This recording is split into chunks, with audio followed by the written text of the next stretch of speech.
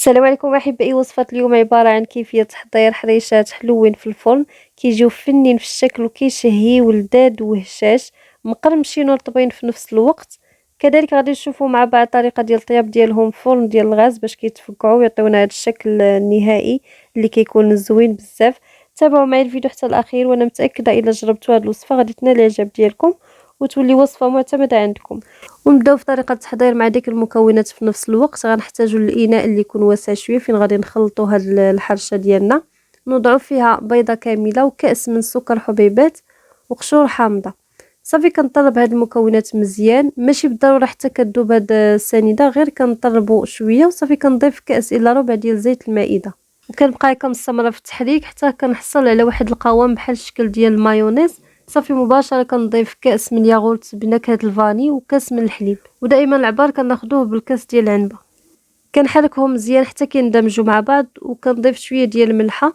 نحاولوا ما نساوش الملحه، انا نسيتها في الاول، ممكن نضيفوها مع البيض والسكر والقشور ديال الحامض في الاول. صافي من بعد في هذا الاثناء راه ملي ضفت الحليب تيكون دوك السكر حبيبات راهم دابو. صافي كنضيف سميده رقيقه اللي كنخدموا بها الحرشه اولا البسبوسه. هذيك الدقيقه هي اللي كنخدموا بها في هاد الحريشات. كنضيفها على شكل دفعات حتى كنحصل على القوام اللي غادي نوريكم في الاخير. انا كنضيف السميده وغادي ناخذ كاس الى ربع ديال الكوك ميدم غادي نضيفه، ونضيف 2 خمارات من وزن 8 غرام لكل كيس من الخماره، يعني تقريبا هنا 16 غرام ديال الخميره الكيماويه غادي نضيفها. وعاد تبقى السميده في الاخر نكملوا بها القوام اللي غادي نحصلوا عليه. صافي هنا غنكتفي باضافه السميده، كنخلي الخليط شويه يبقى جاري باش ملي كنخليو هذا الخليط كيرتاح واحد شويه ديك السميده كتولي كتشرب وبالتالي كتعقد. وبالنسبه للسميده اللي تبقات ليا من 500 غرام، حيت ديجا في التبصيل وضعت 500 غرام وبقيت كنضيف شويه بشويه. الكميه اللي تبقات ليا هي نصف كاس ديال العنبه. كنغطي هذا الخليط ببلاستيك غذائي ونخليه على جنب لمده ديال ربع ساعه تقريبا.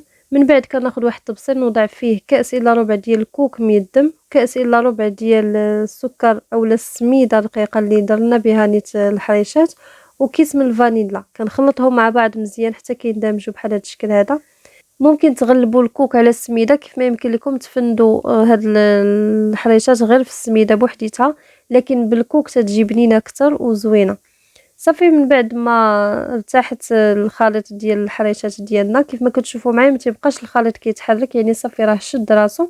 كناخذوا مباشره كويره هكا على شكل حفنه في يدينا ونبقاو نغبروها بداك السميده والكوك. صافي مباشره كنوضعوها في الطاوه الخاصه بالفرن.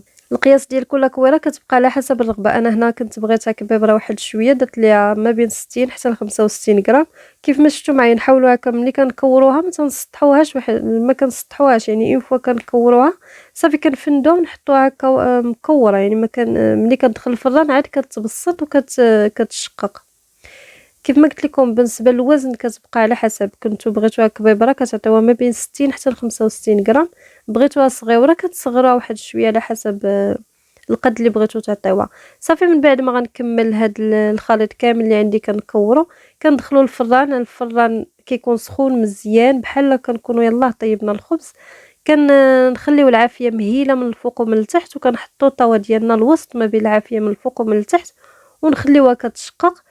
اون فوا كتشقق صافي كنطفيو العافيه من التحت حيت كتكون هكا كتشقق. الوقت اللي كتشقق كما شفتوا معايا العافيه عندي انا الفوق بعيده على العافيه اللي من التحت. راه ملي كتشقق من الفوق تتكون التحت راها طابت حمرات، يعني كنطفيو العافيه من التحت وكنخليوها كتكمل طياب غير من الفوق، وكنحصلوا على هذه النتيجه الرائعه اللي كتشوفوا معايا. كنتمنى وصفه اليوم تجربوها، وانا متاكده الا جربتوها غادي تنال الاعجاب ديالكم.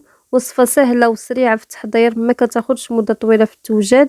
ضروري ما تشوفوها من الداخل كيفاش كتجي مرمله وزوينه مسمده، يعني كتبان ديك السميده هكا وسط ديال الحريشات، كتجي فنه فنه تبارك الله. غير جربوها وانا متاكده انها غادي تنال الاعجاب ديالكم. كتجي رطبه كيف ما كتشوفوا معايا، واخا تكون شاده راسها يعني كتكون قاصحه اولا مقرمشه من الفوق، راها كتكون من الداخل رطبه بزاف بزاف. كانت هذه وصفه احبائي من قناه وصفات تينا. الى عجبكم الفيديو ما تنسونيش بواحد لايك وتعليق حول الفيديو. كذلك اذا كنتوا اول مره تشوفوا القناه المرجو الضغط على زر الاشتراك او زر صابوني مع تفعيل الجرس باش يوصلكم كل ما هو جديد. والسلام عليكم ورحمة الله تعالى وبركاته، إلى فيديو جديد إن شاء الله إن كان في العمر بقية.